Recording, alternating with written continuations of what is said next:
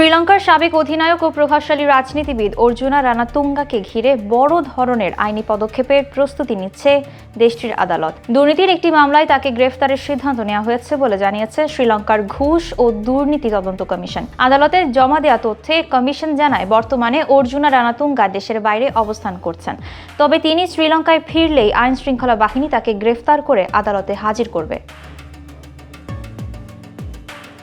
কলম্বোর প্রধান ম্যাজিস্ট্রেট আদালতে ঘুষ কমিশনের পক্ষে সহকারী পরিচালক অনুষা সামান্থা পেরুমা জানান, 2017 থেকে 18 অর্থ বছরে সিলন পেট্রোলিয়ামে কর্পোরেশনের জ্বালানি ক্রয়ের জন্য নির্ধারিত 3টি দীর্ঘমেয়াদী টেন্ডার বাতিল করা হয়।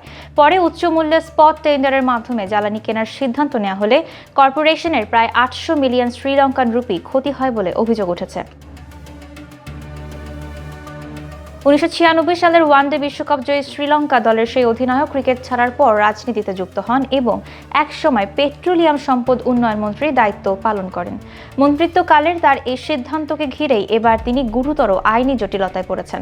এই ঘটনায় সিপিসির সাবেক চেয়ারম্যান ধাম্মিকা রানাতুঙ্গাকে প্রথম সন্দেহভাজন হিসেবে চিহ্নিত করা হয়। তিনি অর্জুনা রানাতুঙ্গার বড় ভাই।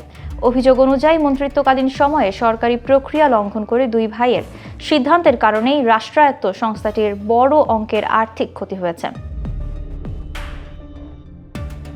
ধাম্মিকা রানাতুঙ্গাকে এর মধ্যে গ্রেফতার করে আদালতে হাজির করা হয়েছে। তবে শুনানি শেষে আদালত তাকে 2 জন জামিনদারের বিপরীতে 1 মিলিয়ন রুপি করে জামানতে মুক্তি দেন এবং তার ওপর বিদেশ ভ্রমণে নিষেধাজ্ঞা জারি করেন। অপরদিকে অর্জুনা রানাতুঙ্গা বিদেশে অবস্থান করায় তাকে এখনও গ্রেফতার করা সম্ভব হয়নি। কমিশন আদালতকে জানিয়েছে, তিনি দেশে ফিরলেই আইন অনুযায়ী প্রয়োজনীয় ব্যবস্থা নেওয়া হবে। তদন্ত এখনও চলমান থাকায় মামলাটিকে অত্যন্ত সংবেদনশীল হিসেবে বিবেচনা করা হচ্ছে। বিশ্বকাপ জয়ী অধিনায়ক থেকে শুরু করে সাবেক মন্ত্রী, সব মিলিয়ে শ্রীলঙ্কার রাজনীতি ও ক্রীড়াঙ্গনের একটি পরিচিত মুখ এখন দুর্নীতির মামলায় গ্রেফতার আতঙ্কে। তদন্তের অগ্রগতির ওপরই নির্ভর করছে তার ভবিষ্যৎ আইনি পরিণতি।